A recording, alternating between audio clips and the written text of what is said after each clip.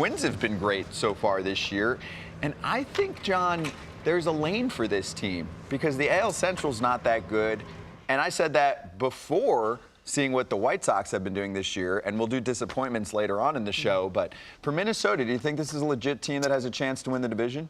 Yeah, absolutely. I mean, getting Carlos Correa was huge, but Buxton, I mean, he is the guy. If he's on the field, he is one of the best players in the game, right up there with Trout and some of the others.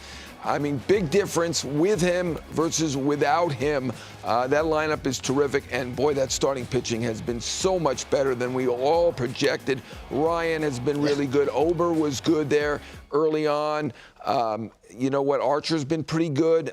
Their rotation is a lot better than we gave them credit. Yeah, I absolutely thought this was going to be their downfall, that rotation. You didn't know how deep it was going to be, but the guys that have stepped up, I mean, Paddock hasn't won a game yet, but he's pitched okay. I mean, if you look at the numbers, I mean, these guys have actually pitched rather well, and they're keeping them in baseball games, and they play great defense, man. I love their defense on the left side of the field. It's outstanding.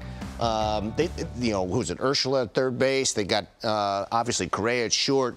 I mean, this is a very, and Polanco in the middle of the field. I mean, obviously Buxton is the best center fielder on the planet, and so when you start mixing in that defense in the middle of the field, it's pretty darn good. I've got two GM takeaways for you. Number one, because we've used this joke for years, when the Rays call about a trade, what do you do usually? You hang up nowadays. Especially for a pitcher. Especially for a pitcher. But what about when the Rays call to offer you a pitcher in Joe Ryan for Nelson Cruz? That's worked out really well for them so far. Incredible. And very rarely does this happen because the Tampa Bay Rays, they develop, and not just at the minor league level, they develop at the major league level pitching, and they're the best at it. There's no question. And for them to dump one, and I know Nelson Cruz was an important part of the process there, but for now Joe Ryan to pitch the way he has pitched, I mean, kudos to the Twins organization. Yeah, that's the hardest thing to do in baseball is develop pitching. Basically, only Tampa and Cleveland do it consistently. Totally agree. Other good teams are able to do it via trades. You trade for a pitcher. You sign a pitcher.